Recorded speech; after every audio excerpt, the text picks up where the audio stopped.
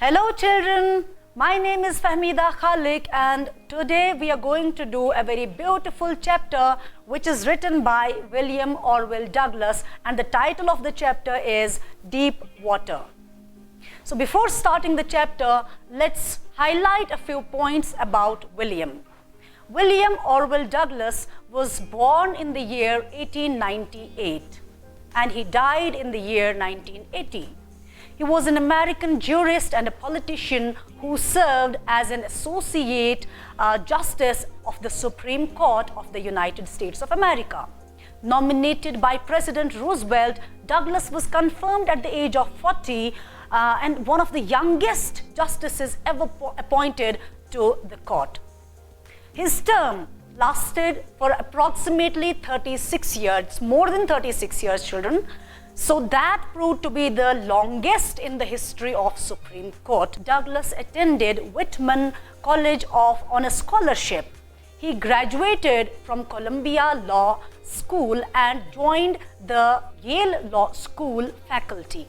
Douglas holds a number of records as a Supreme Court justice, including most opinions he used to write on major cases. Now coming to the chapter, Deep Water. So psychologists have very rightly said that childhood is the most impressionable time in one's life. Yes, truly it is. Memories, positive or negative, remain with the child for a lifetime and in turn form the personality of a child.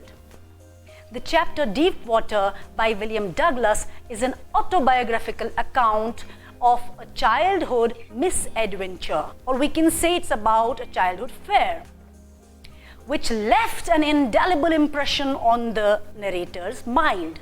These fears lived with him for years till he reached adulthood. Now what happened, children, what is the story behind it is that he was hydrophobic, or we can call him as he was aquaphobic.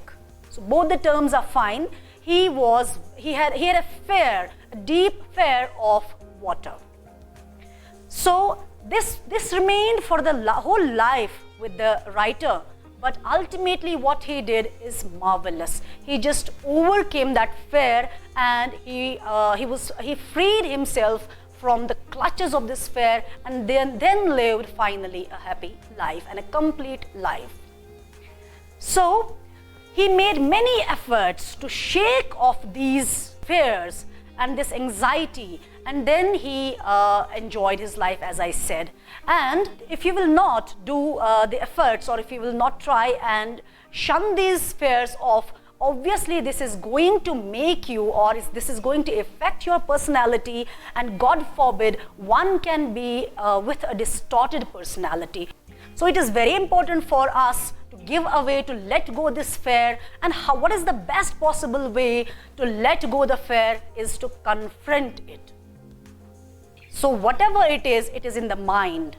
And then he has somehow realized that how this fear is not actually the fear of anything, it's actually the fear of death, which makes us like prone to all these things, and we are so vulnerable, and then we are not in a position to take it, and we are so scared that we might die because of this thing, and then we try to be afraid of this thing again and again and again and again, and it keeps us haunting for the rest of our lives. So the story has been taken from the author's autobiography of Men and Mountains. Now in this piece, he tells us about his fear of water, how he conquered it by determination and willpower. As a child, when he was just 3 or 4 years of age, he would go to the beach in California. And it's actually the two accounts in the narrator's life that caused him this grief or this fear. So first of all, when he was a 3 or 4 year old child, he used to go with his father. At one point of time, he just went to some California beach, and then he was like waved off, knocked down by a water wave, and he was almost choked. As he was so young, he couldn't understand what happened to him. And he was so frightened because of this incident that he was not able to speak for a while. But his father, who was there nearby, he laughed over it. Why? Because for him it was not that big a matter. And then second unfortunate thing happened when he was at the age of 11. When he reached age of 11, a bully, he was at some swimming pool, a bully came in and he just threw him in the water. But this became the worst experience of his life. He was just trying to play a prank, but that prank changed the life of the narrator forever. So in that swimming pool, everything, whatever the bit of courage was left, whatever the bit of self-confidence was left after that childhood incident, that was all taken away. And he was gripped by the fear. He was choked and curbed by that fear as if he was in the cage. But yes, from the very beginning, he was fond of swimming. He was fond of learning how to swim, and he had this passion. But unfortunately, because of these two incidents, which proved to be a kind of shackle, and then he was not able to learn or do whatever he wished to. And then finally, he thought that no, how can I go on and on with this fear?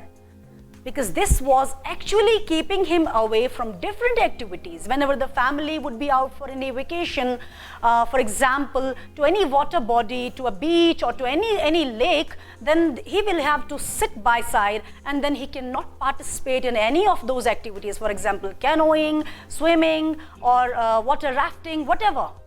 So he was not able to enjoy these things. And then he thought that no, this cannot be with me. This cannot be a part of my personality. How can I live with it? Because this is keeping me away from the fun part of life. And then he started that no, I shall do something about it, and I shall go and confront this fear, or I shall at least try and do away with it. And then what he did was very commendable. He just learned swimming with the help of an instructor. So children, whatever he did to overcome this fear was commendable. But before talking about the whole story, let me tell you a few important points which you need to know for the board exams. The first important thing that his mother is playing a role by always threatening him almost about the treacherous nature of the river Yakima. So he was so fearful of this river that he always these stories about those children or these drowning cases were going on and on in his head, which were repeatedly told by his mother. So it's fine that you are keeping your child safe. It is fine for us, but we have to be very sure of this thing, that this fear should not be that spine-chilling that the person will not overcome it for the rest of his life. Then coming to the second thing, that when the boy was drowning him, the bully, when he just threw him in the water, that scene was really horrifying for the person. How? He was saved only because of a bit of knowledge he had got from the books, because I already gave you this line that he was very passionate about learning swimming, and he couldn't do it because of the fear of water, but he was learning about how to swim. And he had those instincts to find out what I can do when he was thrown in the water. And he threw him to the deeper side of the pool, which is almost 9 feet deep. And the boy was just 11. So we can imagine what he would have gone through at that time. So when he was there down in the water, he immediately swallowed a lot of water. He had thought that he will be just coming up, but it couldn't happen because of that water he had already taken in, and then he just sank to the bottom. The moment he sank to the bottom, he was thinking that the moment I'll be touching the bottom of the pool, I will abruptly get up like a cork. So he couldn't do it because he was already with water in, and then it couldn't happen. He came up, but he couldn't come up as fast as he had thought. He came up slowly and slowly. This was the first time. And then second thing happened, second drop was like this. He immediately got down back to the bottom again. And then after a while, he felt that, oh my God, what am I doing? He was losing it. And he was as if not in a position. He tried to yell, he tried to cry, he tried to do something, but he wasn't able to do it because he was all in water. And then again he was little bit up, and again, then third time he just almost gave it up. He couldn't do it because his lungs were choking, they were aching because of the water in. And he was not able to breathe, and then he thought that it's better to give it up, and he almost gave it up. And he was just laying flat, and then he felt unconscious there in the pool. But after a while, maybe after a couple of minutes, hours, when he regained his consciousness, he was with a group of children, and there were some elders also who had saved him. Fortunately, he was fortunate enough to get that immediate help, and he was saved. Then this fear was so deep in him that he couldn't overcome it. He was not in that age also that he could have just shun it away or shoo it off. So he couldn't do it. For a longer period of time, he thought that how can I go on with this incomplete personality? And then he decided, he recollected that the third time when he was drowning there and he was almost about to die, he felt that it's actually not, and he felt it peaceful. He felt it peaceful that I was as if he was in the mother's lap. And then he decided that it's actually not the death which is scary for a person, it is the fear of death. So it's better to get rid of this fear. And then he decided that I do have to conquer it by hook or by crook. Then he hired an instructor and thought of learning swimming with the help of that instructor, who ensured that William knew swimming well enough to be able to swim in huge lakes and waterfalls also. So still when he would swim, the fear from his childhood experience was always there in the back of mind and kept him haunting. But later on, then he decided that I do have to confront it, and he just went out to go for swimming in open lakes. Many lakes in California, many beaches, he just went to go especially for this purpose, with this purpose that I do have to conquer this fear. So this story is all about the grit, the dedication, or we can say the determination and the strength of that will that no, I do have to do it. So these problems cannot be solved, but you cannot overcome fear by being panicky, because being panicky will do no good to you children. It will in turn harm you. So it's better, it's everywhere in the life. Do not fear any of these things, because when you fear it, then you are panicky and then things go haywire. So it's better to just be resolute and think about it, be calm, and then confront the fear. Systematic planning will do. Do the systematic planning, be determined, have that courage and grit, and face the challenges. That is how you can overcome all these fears, if there are any, from your childhood. So after that, when he was very much sure that I have learned it, he was open and he was openly going for the swimming and all, and he felt that yes, now I am complete, I am a complete person, now the fear is gone. So children, what the instructor did was actually systematic training, systematic planning. Now what he did was actually he gave him first of all the breathing exercises. He made him learn inhaling and exhaling, and it continued for weeks and weeks. And after that, when he was thorough in this, then he gave him the exercise with the arms, and then the kicking of the legs. After that, then he made him how to balance in the water. And then what was the very important and the most important part of his training was to get that fear out of the child. And he would tied him with a pulley and then would duck him in the water. And when he was there in the water and he was about to choke, or that fear would come again, it would come back, then he will just pull him back, and he will just give him that sort of pause so that he can breathe. And this continued for days and days, and it sometimes took weeks. So when he was completely learning all these techniques and skills and tricks, he made him learn so many tricks how to save and how to swim. And then after that, he just pulled all these techniques and tricks together and did the swimming alone in one go. Then only his fear was away from him, then only he could conquer his fear, and that fear which has already taken a big part of his life. So this is how you can learn, and this is how you can get this childhood fear or phobia, any kind of phobia. There are different kinds of phobias. For example, one has the phobia of insects, some has the phobia of being claustrophobic, sometimes it is like fear of heights. So different phobia, entomophobia, fear of insects, fear of dogs. So different kinds of phobia are there, and it's better to get rid of them, and very early, as early as possible.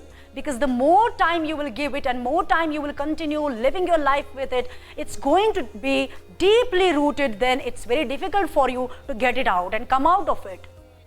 So you can overcome it by your strength of will and courage, of course. Now when he was completely and thoroughly a swimmer, then he was as if he conquered the whole world. He screamed, he jumped out of joy, and then he was very happy that now, and he was feeling that I am a complete person. That feeling of conquering something is really great, children. And it was his victory. It was his instructor's victory. It was the victory of a person against the fear. And what the fear is actually, it's already here. It's nothing, otherwise it's nothing. The more you think about it, the more it will grip you and it will cripple you. So better to get rid of it as early as possible. Now what is very important is that the message and the title, they really go coexistent, like they are simultaneous, they go hand in hand, because this is the pivotal thing. The story revolves around this deep water and water phobia. Someone who is really scared of going close to the water bodies, and then he feels that it might eat me up. And then this is the right title for the story, and finally he conquers these deep waters, and finally he comes like a winner. So the moral of the story is, if you are determined, you can just move the mountains. It can be a Herculean task, but when you are determined with grit, with courage, you can definitely do this Herculean task, and with great success.